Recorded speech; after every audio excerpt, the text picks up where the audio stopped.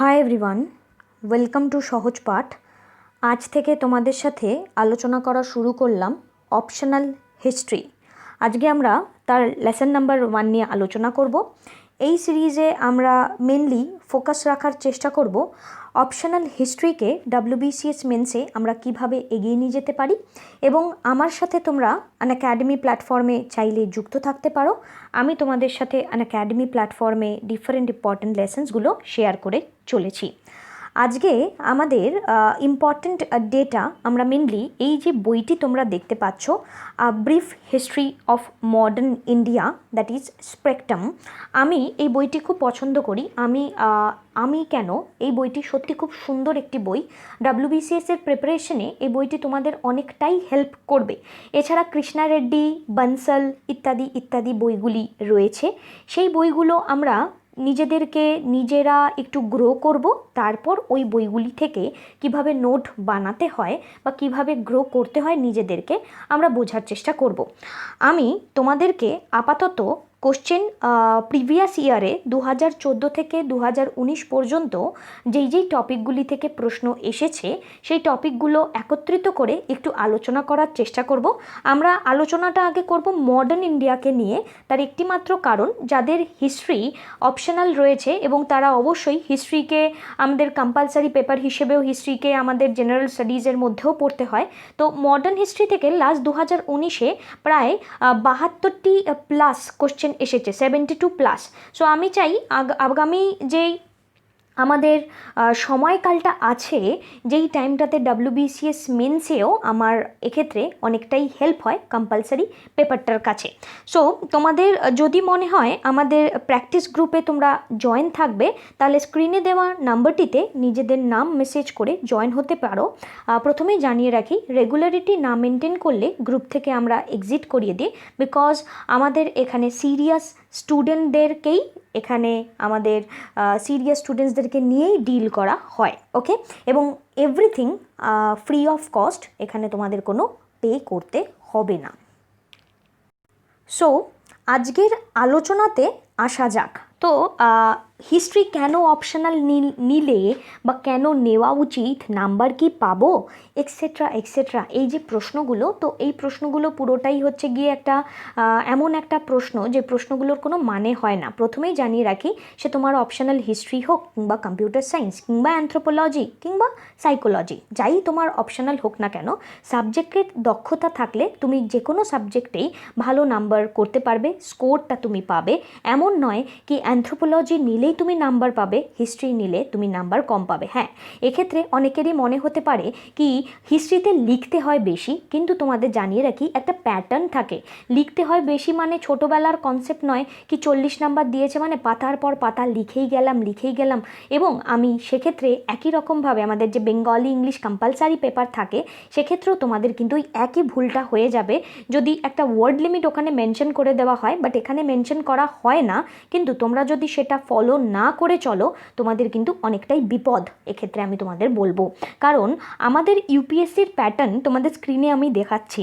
এখানে 10 মার্কসের জন্য 150 শব্দের মধ্যে লিখতে হয়, 12.5 মার্কসের জন্য 200 শব্দের মধ্যে লিখতে হয়, 15 মার্কসের জন্য 250 শব্দের মধ্যে লিখতে হয়, এবং 20 মার্কসের জন্য 300 শব্দের মধ্যে লিখতে হয়। এবার অনেকেই বলতে পারে এখানে তর্ক বিতর্ক করে কি ইউপিএসসির প্যাটার্ন এবং WBCS এর প্যাটার্ন সেম নয়। হ্যাঁ, আমি মেনে নিলাম সেম নয়, কিন্তু আমাদের একটা যাকে বলা যায় একটা সাপোর্ট, একটা ব্যাকগ্রাউন্ড আমাকে অবশ্যই এটি প্রোভাইড করে। তা না হলে ইউপিএসসির যে প্রিলিমিনারির কোশ্চেনগুলি রয়েছে সেটা WBCS এর মেন্সে কখনো আসতো না। তো এক্ষেত্রে তর্ক বিতর্কে না গিয়ে আমি তোমাদেরকে ন্যাচারালি একটা পয়েন্ট বলবো, এই যে মার্কসের যে রেসপেক্টে ওয়ার্ড লিমিটগুলি রয়েছে, তার 50 এদিক ওদিক করে নিজেদের লেখাকে তোমরা ম্যাক্সিমাম, যদি মনে করো 50টি ওয়ার্ড বাড়াবে তাহলে বাড়াতে পারো, বাট একদমই সেটা আমি বলবো যথার্থ হবে না। যদি একদম এই যে লিমিটটা রয়েছে সেই লিমিটটাকে ফলো করলে অনেকটাই বেটার। আজকে আমাদের প্রথমবার আমরা আমাদের সেশনটি শুরু করলাম, তাই আমি তোমাদের সাথে একটু বেসিক ইন্ট্রোডাকশন করে নিলাম এবং আজকে থেকে আমাদের এই লেখালেখি আমরা শুরু করছি। এবং আরও একটা কথা বলে রাখি, যত লিখবে তত পারফেকশনিস্ট হবে এবং যত তুমি লিখে নিজের নাম্বারটা গ্রো করানোর চেষ্টা করবে ততই কিন্তু পরীক্ষাতেও তোমার ব্রেন তোমাকে সাপোর্ট দেবে। ওকে, সো প্র্যাকটিসটা খুব ইম্পর্টেন্ট। সো আমাদের 2014-তে একটি প্রশ্ন এসেছিল, the growth of British power in the 18th century. 40 নম্বরের জন্য এই কোশ্চেনটি ছিল। এবার এখানে মেনলি কী হয়, আমাদের না প্রশ্নের মানেটা আগে বুঝতে হবে। এখানে মেনশন করে দিয়েছে 18th সেঞ্চুরি, ঠিক আছে। 18th সেঞ্চুরি বলতে আমি কি বুঝি, 1700 থেকে 1800।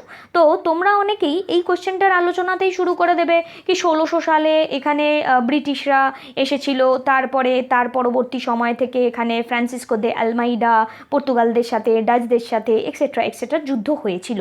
বাট ওটা আমি কতটা এক্সটেন্ড পর্যন্ত লিখতে গেলে তো বই লিখে দেওয়া যায়, বাট লিখবো কতটা, এবং যিনি খাতাটা দেখছেন তিনি তো তোমার জন্য একা খাতা দেখবেন না, তার সাথে আরও অনেক খাতা তিনি দেখবেন। তো তাকেও একটা আইডিয়া প্রোভাইড করতে হবে কি তুমি কতটা কম্প্যাক্টলি এই যে কথাটা তোমার থেকে জানতে চেয়েছে সেটা তুমি বুঝিয়ে দিচ্ছ ওনাকে। So the growth of British power in the 18th century 40 মার্কসের এই যে কোশ্চেন, যে কোনো রকমের প্রশ্নের জন্য তোমাদের 3টে ধাপ মাথায় রাখতে হবে। 1 নম্বর ধাপ হচ্ছে ইন্ট্রোডাকশন, তারপরে থাকবে মেইন আনসার বডি এবং তারপর থাকবে কনক্লিউশন। এবার ইন্ট্রোডাকশন এবং কনক্লিউশনটিকে অত্যন্ত সুন্দর বানাতে হবে, যেটা কিনা আমরা ছোটোবেলা থেকেই জানি, আমাদের বোর্ড এক্সামে আমরা এইগুলি ফলো করে এসেছি। এবার কন্টেন্ট, মেইন যে আনসার বডি রয়েছে, এই মেইন আনসার বডিতে তুমি চাইলে ডিফারেন্ট পার্ট বানাতে পারো। আমি একদম বেসিকভাবে তোমাদেরকে আজকে একটি সিরিজ নিয়ে এগিয়েছি এবং সেখানে আমি তোমাদেরকে একটু আইডিয়া প্রোভাইড করার চেষ্টা করেছি। এই প্রশ্নটিকে আরও অনেক সুন্দরভাবে লেখা যায়, বাট আমি প্রথমেই তোমাদেরকে কঠিন রিপ্রেজেন্টেশন দিয়ে ভয় দেখাতে চাই না, তাই জন্য আমি একদম বেসিক রিপ্রেজেন্টেশন করেছি। প্লিজ আমায় জানাবে এই লেসনটি তোমাদের কেমন লাগছে, কারণ তোমাদের এই রেসপন্সের উপর ভিত্তি করেই কিন্তু আমি কন্টিনিউয়েশন মেনটেন করব।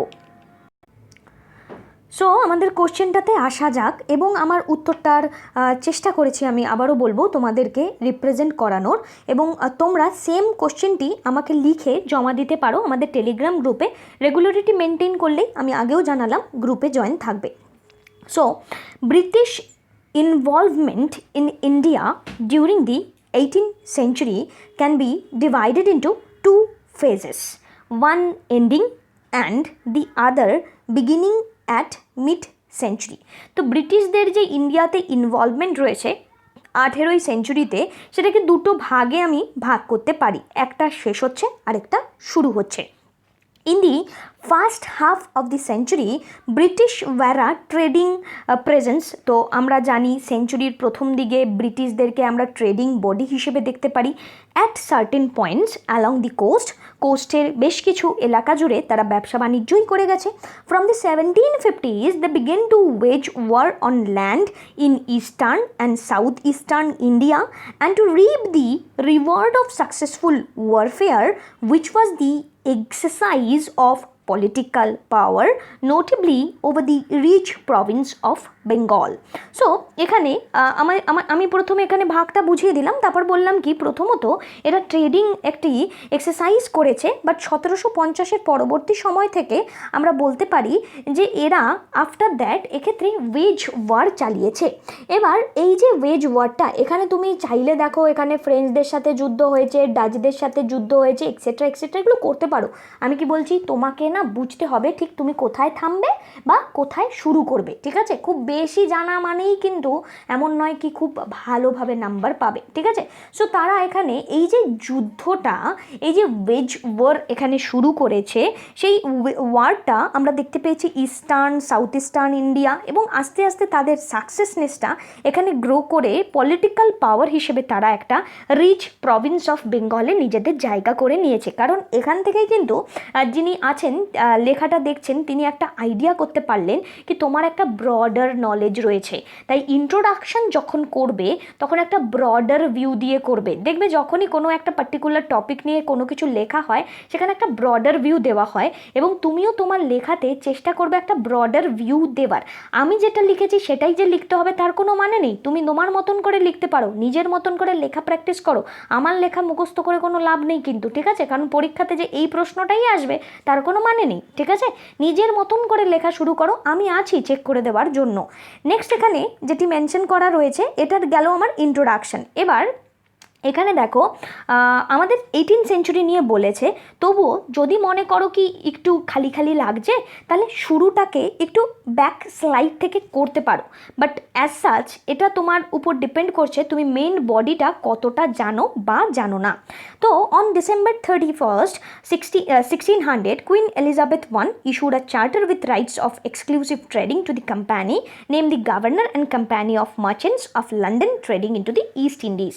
তো 31শে ডিসেম্বর 1600 সালে কুইন এলিজাবেথ I একটি চার্টার ইস্যু করেছিল, এক্সক্লুসিভ ট্রেডিং রাইট দেওয়া হয়েছিল একটি কোম্পানিকে, যার নাম কি ইস্ট ইন্ডিয়া কোম্পানি। কিন্তু এখানে পুরো নামটা তোমাদের জানতে হবে, governor and company of merchant of London trading into the east Indies. তোমরা প্রিপারেশন নিচ্ছ WBCS AB গ্রুপের জন্য, তো তোমাকে একটু বেশি খাটতে হবে, এটা তোমাকে বুঝে রাখতে হবে। এবং মোস্ট ইন্টারেস্টিং এখানে একটা পার্ট, অনেকেরই মনে হতে পারে এত পড়া কী করে পারবো এবং বাংলায় লিখবো না ইংলিশে লিখবো। তো সেই অর্থে বলবো যত ভালো ভালো বই আছে সব কিন্তু ইংলিশে রয়েছে, সেটাকে বাংলায় ট্রান্সলেট করে লেখাটা একটা বোকামো ছাড়া কিছু নয়। যারা বাংলা নিয়ে এগোচ্ছ, ইংলিশে ভয় পাও, তাদেরকে বলবো সাপোর্ট করার জন্য আমি আছি। প্লিজ বাংলাটাকে ভুলে যাও, ইংলিশে প্রিপারেশনটাকে নিয়ে এগোও।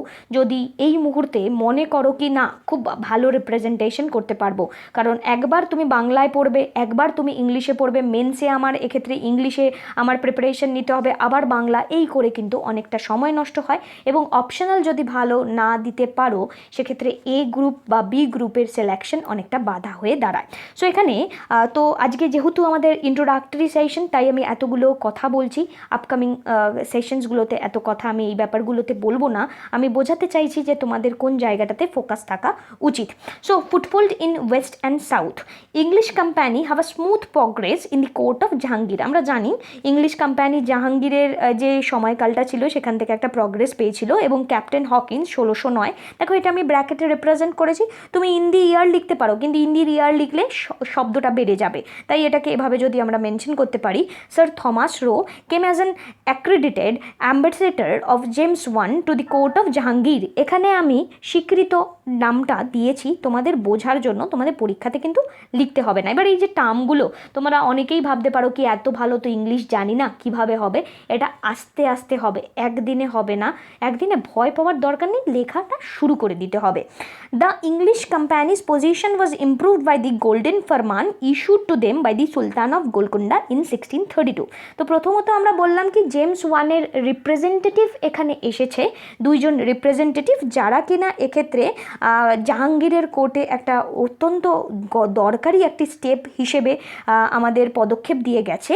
আর ইংলিশ কোম্পানির পজিশন অনেকটা বেশি ইমপ্রুভড হয়েছে গোল্ডেন ফরমানের দ্বারা, যেটি সুলতান অফ গোলকুন্ডা তাদেরকে 1632-এ দিয়েছিল।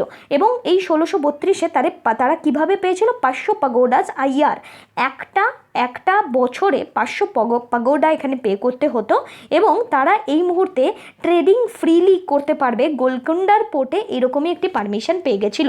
Fort Saint George became the headquarter of the English settlement in South India. South ইন্ডিয়াতে হেডকোয়ার্টার হিসেবে এখানে সেন্ট জর্জ আমরা পরবর্তী সময় দেখতে পাই, যেটা কিনা আগেবার মাদ্রাজ নাম ছিল। তো যতটা মনে করবে ডিটেল দিতে পারো দেবে, যতটা মনে করার ইচ্ছা রাখছো ততটা দেবে, ঠিক আছে? Foothold in Bengal, Shah Shuja the subedar or governor of Bengal in 1651 allow the English to trade in Bengal in return for an annual payment of rupees 3000 in lieu of all duties। তো এখানে শাহ সুজা, যিনি কিনা সুবেদার ছিলেন বেঙ্গলের সেই সময় 1651 খ্রিস্টাব্দে, তিনি এখানে বেঙ্গলে ট্রেড করার জন্য অ্যানুয়াল পেমেন্ট 3000-এর বিনিময়ে এখানে অল ফেসিলিটি এদেরকে দিয়ে দিয়েছিলেন। Factories in Bengal were started at Hooghly and other places like Kasimbazar, Patna, Rajmahal. তো এখানে ফ্যাক্টরি বানানো শুরু হয়ে গেছিল হয়েছিল 1651 সালে, এবং কাশিম বাজার, পাটনা, রাজমহল ইত্যাদি ইত্যাদি এলাকায় এই ডেভেলপমেন্টটা আলাদা আলাদা জায়গায় ওনারা করে থাকেন।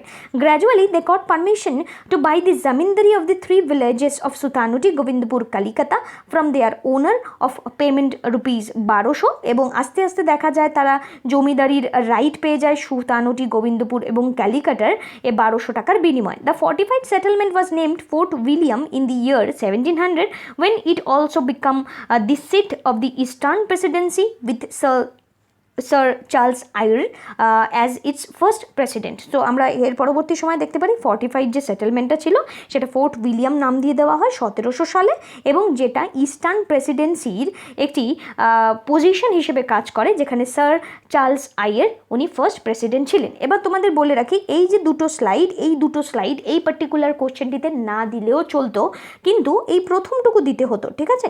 যেহেতু আমাদের এটা 18th সেঞ্চুরি বলেছিল, প্রথম ইন্ট্রোডাকশন শুরু করে কিন্তু আমরা এগোতে পারতাম, বাট আমি এই কোশ্চেনটাকে একটু তোমাদের ব্রডার অ্যাসপেক্টে দেখিয়েছি।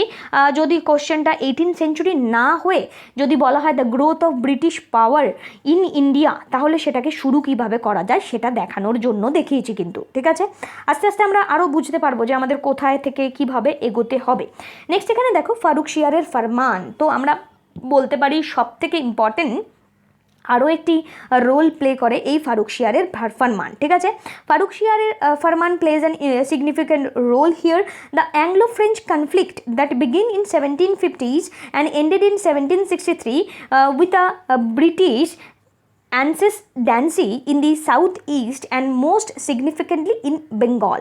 সো এখানে তুমি চাইলে কার্নেটিক ওয়ারের ডিটেলটা দিয়ে দিতে পারো, কি 3টে ভাগে যুদ্ধ হয়েছিল এবং কি হয়েছিল ডিটেলগুলো। তো তোমাদেরকে এখানে বলবো, আমার হিস্ট্রির লেসন WBCS এর ক্ষেত্রে তোমাদের সাথে বেশ কয়েকটি লেসন আমি আলোচনা অলরেডি করছি আনএকাডেমি প্লাসে। তোমাদের যদি এই লেসনটি দেখে মনে হয় আমি তোমাদেরকে হেল্প করতে পারি আনএকাডেমি প্লাসের মাধ্যমে, তোমরা অবশ্যই আমার হোয়াটসঅ্যাপ নাম্বারে যোগাযোগ করতে পারো। তো এখানে দেখো আদার এই মুহূর্তে যে যুদ্ধগুলো রয়েছে সেই যুদ্ধগুলো নিয়ে আমরা কথা বলতে পারি, কিন্তু সেই যুদ্ধগুলো নিয়ে এখানে আমরা ডিটেলটা বললাম না, কারণ আমার শব্দের সীমা আমি যদি দেখি 20 নম্বরের জন্য 300 হয়, তাহলে 40 নম্বরের জন্য সেটা 600 হবে। তো আমরা সেটাকে নিয়ে মাথায় রেখে এগোই। 1750s ended in ascendancy in the south east and most significantly in Bengal। তো আমরা দেখতে পারি সাউথ ইস্টের বেশ কিছু জায়গা এবং বেঙ্গলটা পুরোপুরিভাবে ব্রিটিশের কবলে চলে গেছিল। আদার European nation like France witness a violent revolution in 1789 and afterwards the Napoleonic War। তো আমরা জানি কি আস্তে আস্তে প্রত্যেকটি ইউরোপিয়ান নেশন আমরা যে দেখতে পাচ্ছি, এখানে ফ্রান্স দেওয়া রয়েছে, উপরেই আমরা ফ্রান্স নিয়ে আলোচনা করেছিলাম।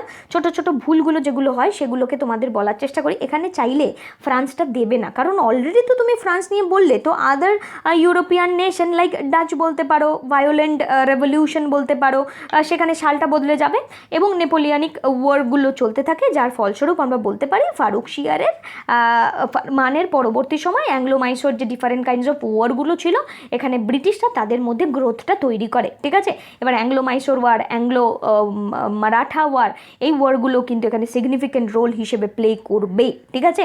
তো আমি এটাই বলছিলাম, একটি উত্তর অনেক রকমভাবে লেখা যায়, কতটা তুমি লিখতে পারো, কতটা গুছিয়ে লিখতে পারো, সেটাই এখানকার পয়েন্ট। নেক্সট এখানে ক্লাইভ অ্যান্ড বেঙ্গলের একটা part, because hostilities between the British and French East India companies and their competitive support of rival Indian princes drew Clive into military service and gave him a chance to demonstrate his ability। So আমরা জানি British এবং French East India কোম্পানির মধ্যে যে অশান্তি এবং আস্তে আস্তে ইন্ডিয়ান যে নেটিভ রুলাররা রয়েছে, তারা যারা এখানে মিলিটারি তে অনেকটাই আর কি ক্লাইভকে সাপোর্ট করেছে, ইংলিশকে সাপোর্ট করেছে, যার ফলস্বরূপ এখানে মিলিটারি সার্ভিস অনেকটাই গ্রো করেছে এবং ক্লাইভ তার নিজস্ব এবিলিটি এখানে দেখানোর অভিপ্রায়টা করতে পেরেছেন। 1756 a dispute with the British about fortifying the city caused a new Nawab of Bengal, Sirajuddaulah, to attack and capture the fort there. His candidate was Mir Jafar, an elderly general secretary hostile to Sirajuddaulah. Clive broke with Sirajuddaulah and overthrew him at the Battle of Plassey on June 1757 mention করবে। The conflict was more cannonade than a battle and only 23 of Clive's men were killed. This victory made Clive the virtual master of Bengal. So এক্ষেত্রে আমরা এই পয়েন্টটাকে অনেকটাই জানি, আমরা সবাই জানি কি ঘটনা ঘটেছিল, কি ব্যাপার হয়েছিল না হয়েছিল।